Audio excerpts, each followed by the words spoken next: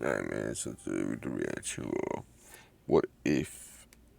I always wanted to know, like, what if life went the other way? That'd be fire. They need a show. Archduke Franz Ferdinand of Austria and his wife Sophie were on an official visit to Sarajevo, the capital of Bosnia and Herzegovina. As they traveled and inspected the land, Gavrilo Princip, a 19-year-old Serbian nationalist, shot the royal couple at point-blank range, killing them instantly. Damn. What followed was one of the most terrifying moments in human history. Austria-Hungary blamed Serbia for the assassination and vowed to retaliate. But then Russia stepped in to protect Serbia, and then Germany stepped in to help Austria. And on the 28th of July, 1914, exactly 1 month after Archduke Franz Ferdinand and his wife were murdered, Austria-Hungary declared war on Serbia, and so began one of the deadliest conflicts in human history, what we now refer to as the First World War. The war lasted 4 years, and by the time it ended in 1918, 16 million people were dead, 21 million others severely injured, and the world had changed forever. We all collectively understood how quickly society can crumble, how low we can get as humans, and how barbaric we all are under the shadow of morality. We learned that everyone is a killer. All you have to do is push them to the limit. However, when you sit down and really think about it, you can't help but wonder, what if? What if Gavrilo Princip's gun misfired? What if the Archduke was able to escape before the Serbian nationalist could find him? What if there was no World War I? What if? I don't know. On the 11th of November 1918, Germany surrendered, and on the 28th of June, exactly 5 years after the murder of the Archduke, Germany and the Allied nations signed the Treaty of Versailles. That was the formal end of the war. But because Germany had lost the war, the treaty was very harsh against them. It forced the European powerhouse to crumble to its knees. They were forced to pay reparations so expensive that it left their economy in ruins. Germans were starving, and their government was thrown into chaos. Damn. But in the year 1934, a hero rose amongst them. A man who had promised to rescue the sinking ship that had become their economy, to give their government a sense of stability, and to make them a force to be reckoned with once again. His name, Adolf Hitler. Just 5 years after he rose into power, Hitler invaded Poland from the west, and 2 days later, France and Britain declared war on Germany, starting World War II. Because the results of World War I and the harsh treatment of Germany by the Treaty of Versailles caused World War II, it's safe to say that if there was no World War I, there would have been no World War II. Yeah. Obviously. But sadly, there was. And the results of the Second War far outweighed the first. In just 6 years, 60 to 80 million people were killed, around 3% of the world's population at the time. Wow. Without such a devastating number of deaths, European nations at the time would have had more resources to build their economy. Germany would have become an economic, scientific, and cultural powerhouse. Perhaps the world would have been speaking German and not English. The war was certainly terrible, but as the saying goes, out of the ashes rises the phoenix. It did bring with it some good. If there was no World War, we wouldn't have had nuclear weapons today. But we also wouldn't have had computers or even the internet. You might not have been able to hear me at this moment, or certainly not this soon in humanity's timeline. Oh, wow. Because in truth, military spending and the quest for a greater arsenal than rival There would be nations... no YouTube, gang. There would be no YouTube. There would be no mics, no camera, no headphones. Wow. So we'd be delayed. I wonder how many years, though. Would it just start? is what drove a lot of technological advancements. If the military didn't need planes to travel faster, safe airline travel would have taken several more decades than it did.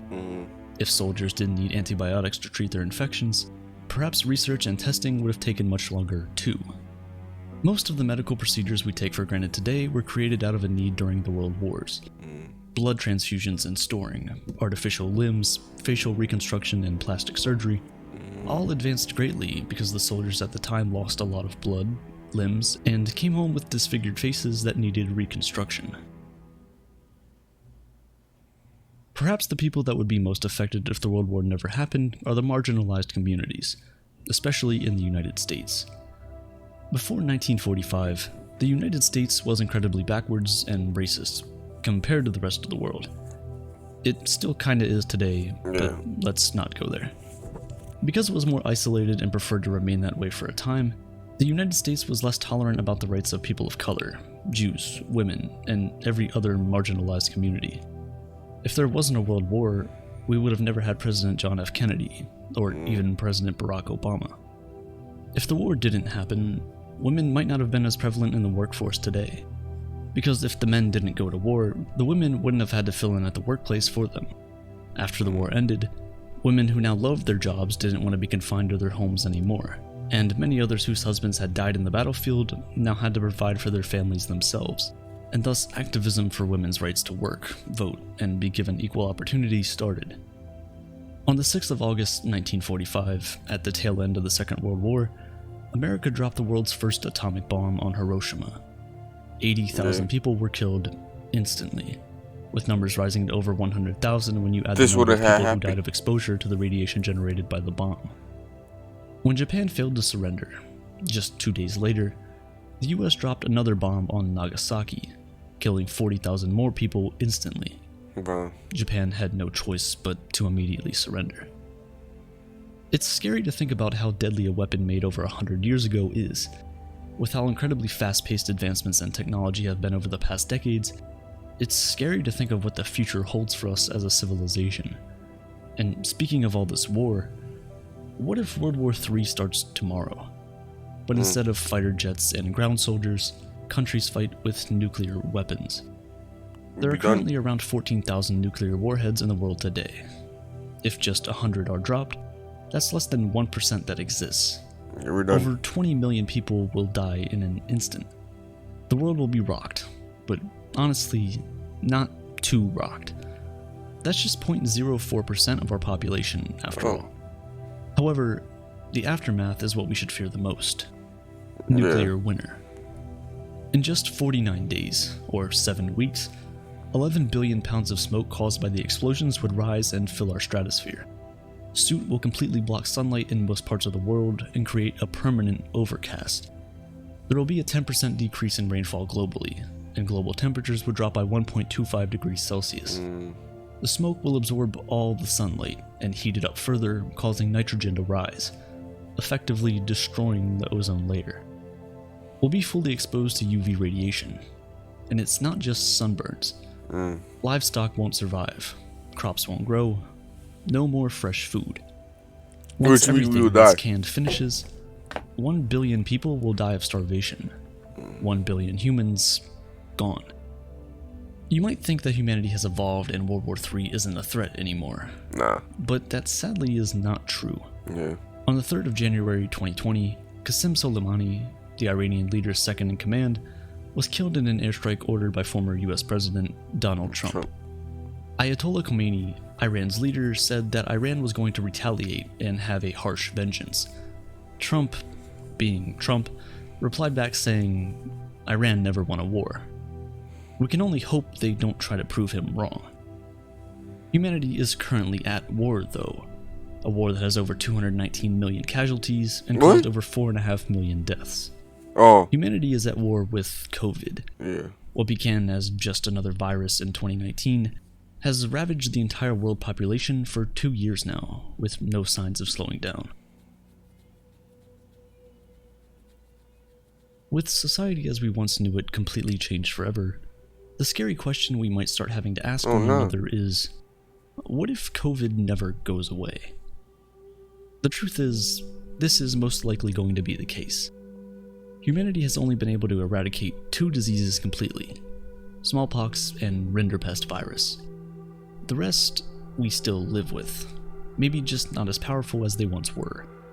And with most people still unvaccinated and new variants more contagious than the last popping up, we might just have to say hello to the new normal. In 1889, a coronavirus caused a 2-year pandemic. It killed 1 million people all across the world, in a time when there were only 1.5 billion people in the world. And the world wasn't nearly as mobile then.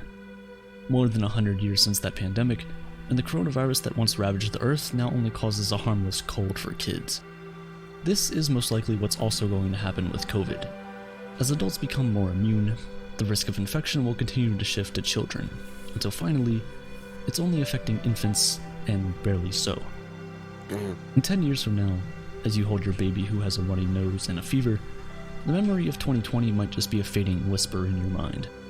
But as the nurse walks in with the baby's diagnosis, they'll say to you with warmth in their eyes, "It's COVID-19, but don't panic. It's not going to be as bad as 2020.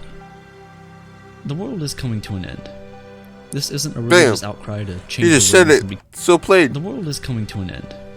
This isn't a religious outcry to change your ways and become morally upright. It's simply a fact. The world is 1 degree Celsius hotter than it was between 1850 and 1900, and we're headed for further destruction. And this end is near. If you're younger than 30, you are potentially going to experience the radical destabilization of life on Earth in your lifetime. Oh no. There will be gargantuan crop failures, economies in ruin, great floods, apocalyptic fires, that kind of stuff. Hundreds of millions of people will have to run away from their homes because of permanent drought or extreme heat that will make life unbearable. It might not happen to us all, or all at the same time, but you will read about it, you will hear about it, you will live through it, as the world burns. Wow. To try and prevent doomsday from happening, the world, or at least some of it, is demanding change. Yeah. Activism for climate change has been around since the early 1990s. However, we're more than 3 decades in, and not much has been done about it. In the last 3 decades alone, we've produced more carbon emissions than the last 2 centuries combined. And at this point, we have to stop the unrealistic hope and ask ourselves the real question. What if we can never save the planet?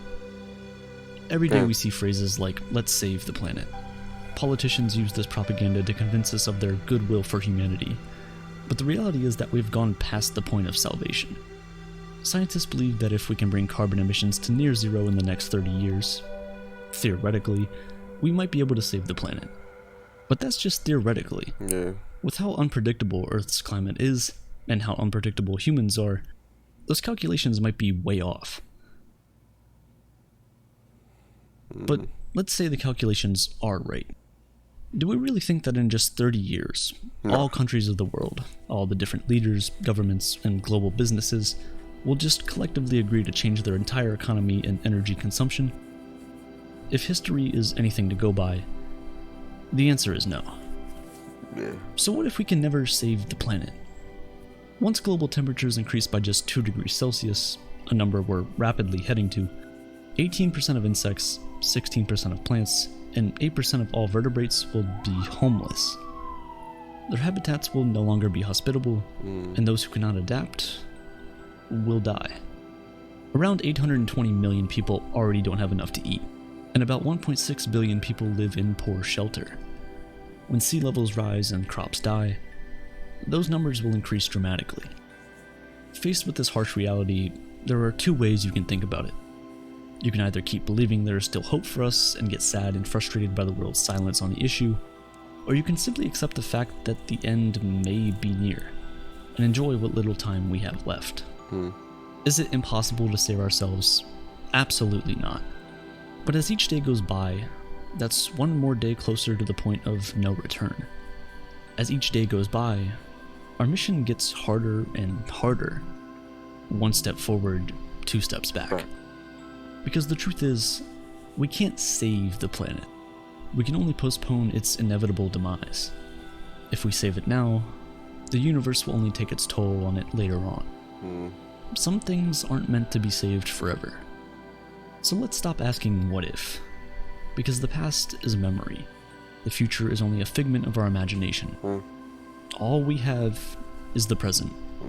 What we've been given. And all we can do is make the best of it. Hey, GG's, man. Like and subscribe here. Today's video was sponsored by Ren. No, not my video. You're wildin'. But like and subscribe, man. Let's get it. The world will end. Yippee!